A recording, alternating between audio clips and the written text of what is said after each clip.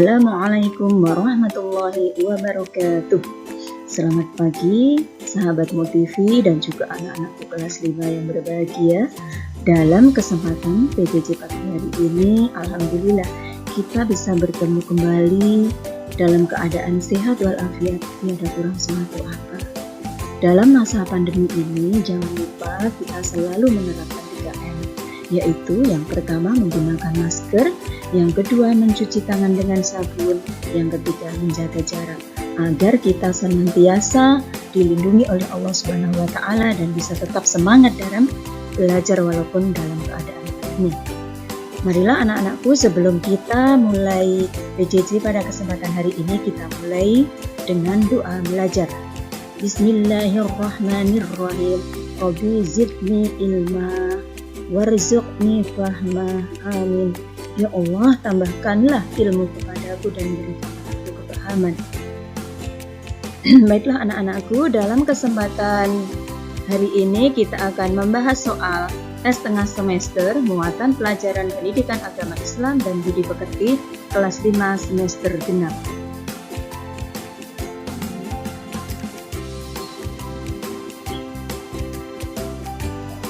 Baiklah, kita mulai dengan soal yang pertama, yaitu surat Al-Ma'un diturunkan di kota A. Mekah, B. Madinah, C. Kairo, ataukah yang D. Hijaz? Jawabannya adalah A. Mekah, karena surat Al-Ma'un itu diturunkan di kota Mekah. Kita lanjut kepada soal yang berikutnya.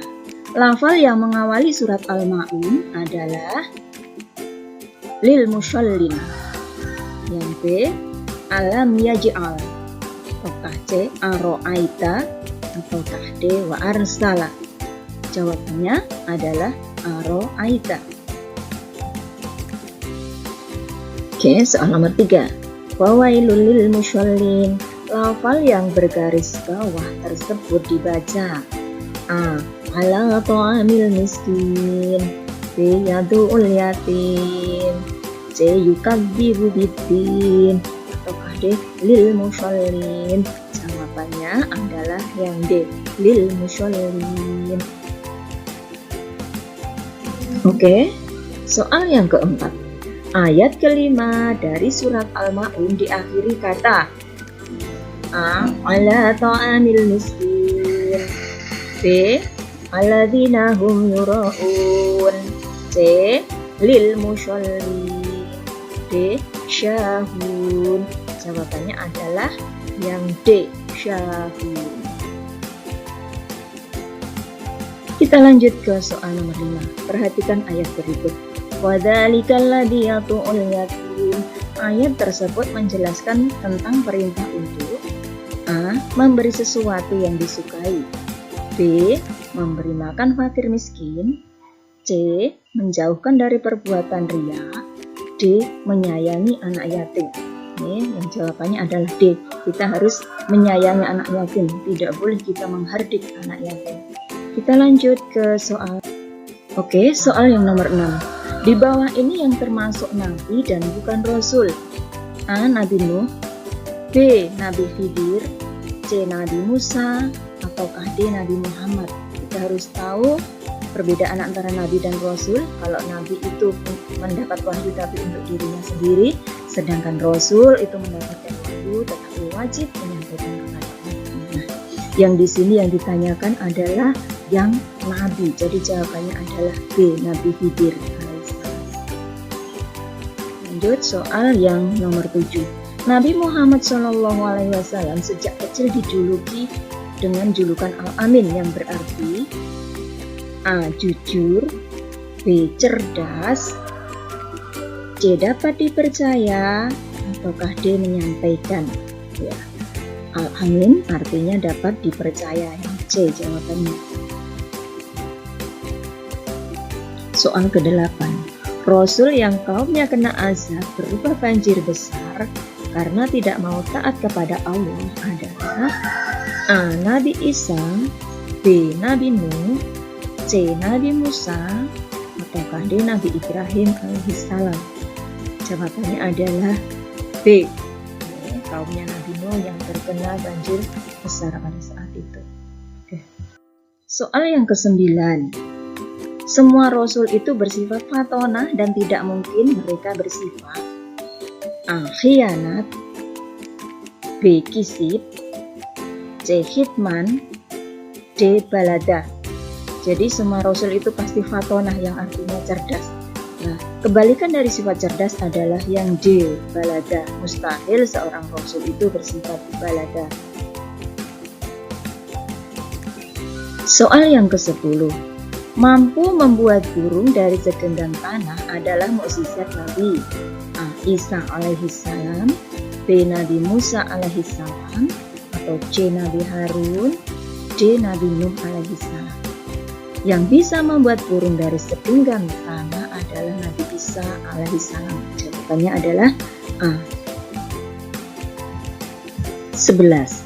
Sifat amanah yang dimiliki para rasul artinya A. Benar, B. Cerdas, C. Dapat dipercaya, ataukah D. Menyampaikan.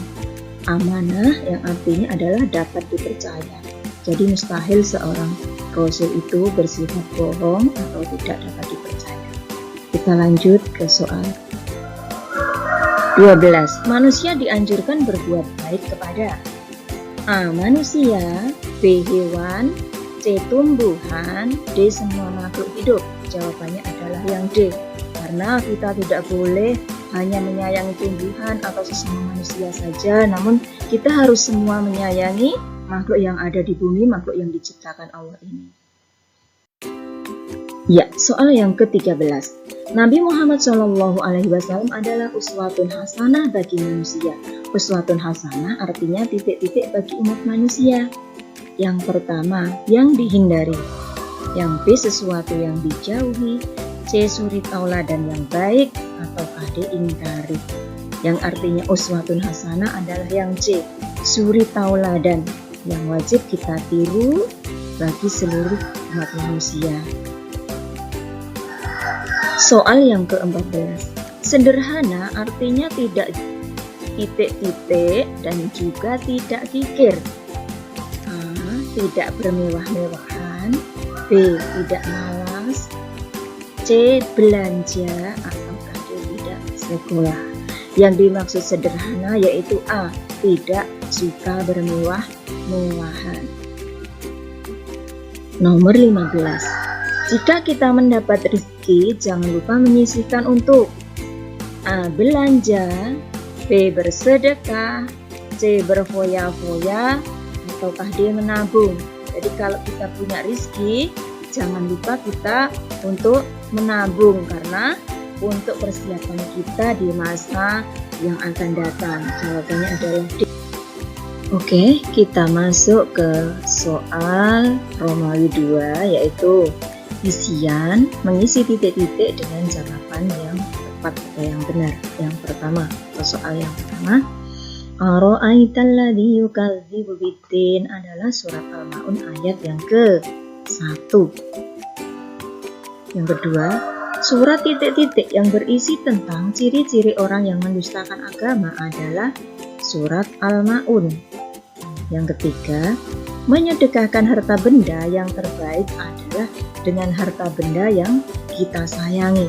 Jangan pernah kita menyedekahkan benda, harta yang sudah tidak terpakai atau harta-harta yang buruk. Jadi kita harus memberikan yang terbaik agar kita mendapatkan rahmat dari Allah SWT. Yang keempat, Nabi dan Rasul harus menjadi suri tauladan bagi umat manusia. Yang kelima, Nabi Nuh berdakwah selama titik-titik tahun, ini 950 tahun. Beda dengan orang sekarang di zaman Nabi Nuh itu umurnya masih ratusan tahun. Yang keenam, mustahil Rasul itu bersifat kizib, yang artinya tidak mungkin Rasul itu bersifat bohong. Yang ketujuh, Ibu Nabi Isa bernama Siti Maryam. 8. Allah melarang kita berlebihan karena menyebabkan kemubadiran. 9. Termasuk sikap apakah orang yang rajin menabung? Orang yang rajin menabung itu termasuk orang yang bersikap sederhana dan tidak suka bermewah-mewahan. Yang ke-10, umat Islam meneladani titik-titik dalam hidup sederhana. Yang diteladani adalah sifat Nabi Muhammad SAW. Selanjutnya kita akan menjawab soal uraian. Soal uraian yang pertama adalah sebutkan sifat Rasul beserta artinya. Kita tahu sifat Rasul itu ada 4. Yang pertama adalah 1. Sidik, yang artinya benar. Para Rasul selalu benar dalam ucapan maupun perbuatannya. Yang B, amanah, artinya dapat dipercaya. Para Rasul selalu dapat dipercaya ajaran-ajarannya. Yang ketiga, tabligh, yang artinya menyampaikan. Para Rasul itu selalu menyampaikan wahyu yang diterima dari Allah untuk umatnya. Yang D, fatonah, artinya cerdas. Para Rasul pasti cerdas, bijaksana, cakap dalam membimbing umatnya. Oke, soal yang kedua, apa yang dimaksud Rasul Ulil Azmi? Jawabannya, Rasul Ulil Azmi adalah Rasul yang memiliki ketabahan dan keteguhan serta kesabaran yang luar biasa, serta teguh dalam menjalankan tugasnya, yaitu menyampaikan ajaran-ajaran Allah Subhanahu wa Ta'ala. Soal yang ketiga, sebutkan ciri-ciri orang yang mendustakan agama. A. Suka menghardik anak yatim. B. Tidak menganjurkan memberi makan orang miskin. Dan C. Tidak mau memberi makan orang miskin. Ini adalah 3 ciri orang yang mendustakan agama yang disebutkan dalam surat Al-Ma'un. 4.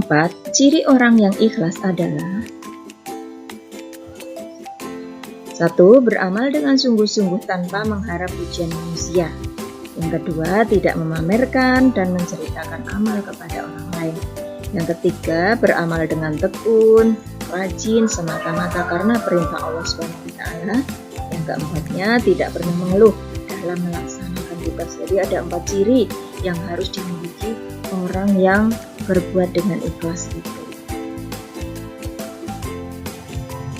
Soal yang terakhir, apa yang kamu ketahui tentang istilah fakir dan miskin? Fakir adalah orang yang sangat kekurangan dan tidak memiliki kekayaan, baik uang maupun harta, sehingga kebutuhannya sehari-hari tidak tercukupi. Yang kemudian yang B, sedangkan miskin adalah orang yang memiliki harta, namun hartanya itu tidak mencukupi untuk memenuhi kebutuhan hidupnya. Jadi ada perbedaan antara fakir dan miskin ini. Demikianlah tadi pembahasan kita pada kesempatan PJJ pada hari ini. Semoga tetap semangat dalam menghadapi pembelajaran PJJ di masa pandemi ini. Jangan lupa yang tadi guru sampaikan, tetap menjaga 3M agar kita selalu terbebas dari segala penyakit terutama corona yang menyerang pada saat ini. Sekian dulu dari saya. Assalamualaikum warahmatullahi wabarakatuh.